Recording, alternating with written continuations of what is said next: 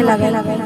खैर सब चलत रहे के बाद जब इहे बाराती जब मिथिला में आयल रहे, जब राम जी बारात लेके आए रहे तो उजा गवात रही कि आजू मिथिला नगरिया निहाल सखिया,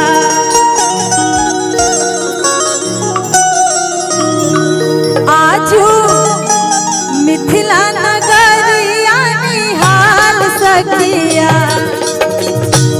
चारों दुल्हा में बड़का कमाल सखिया, चारों दुल्हा में बड़का कमाल सखिया, आजू मिथिला नगरिया निहाल सखिया।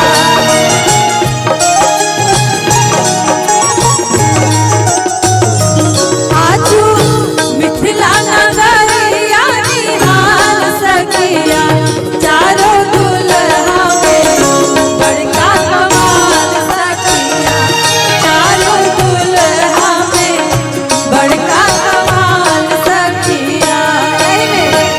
धीरे धीरे हो फसू, धीरे धीरे, धीरे धीरे हो फसू, धीरे धीरे हमरा मड़वा में अइया फसू, धीरे धीरे हमरा मड़वा में अइया फसू, धीरे धीरे।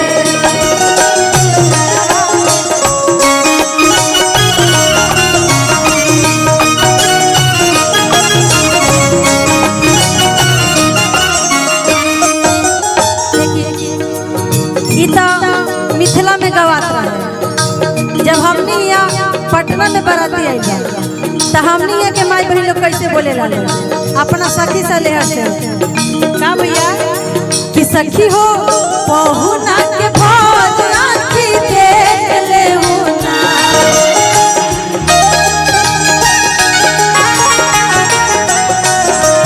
सखी हो पहुना के भोज आँखी देख ले हुना,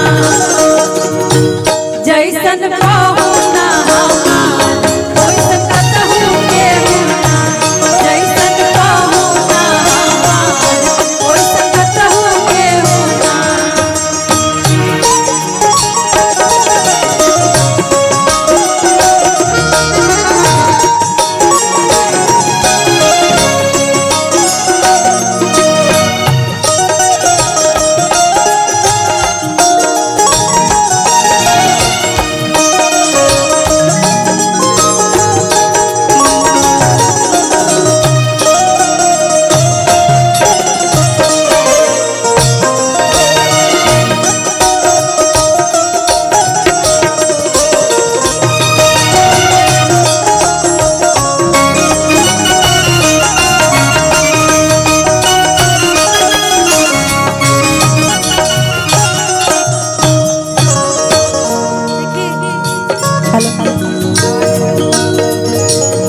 जब मिथिला में राम जी गई बड़े बारात लेके तो राम जी लेकर सुंदर कोई उजा दामाद उतरले न रहे, तो उनका सारा रूप के बारे में कहल जाता।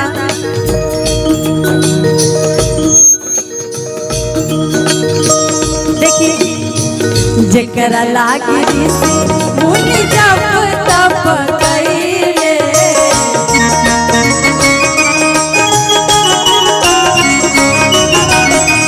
से हो आज मिथिला में पाहुन बन के अइले,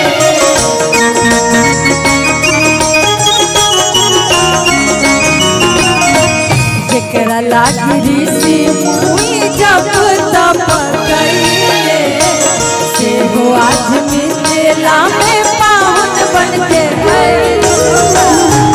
देखिए हमने ये जब दुल्हा आवेला लोग तब परीक्षावन के एगो रस्म होखेला, लोढ़ा से परीक्षल जाला।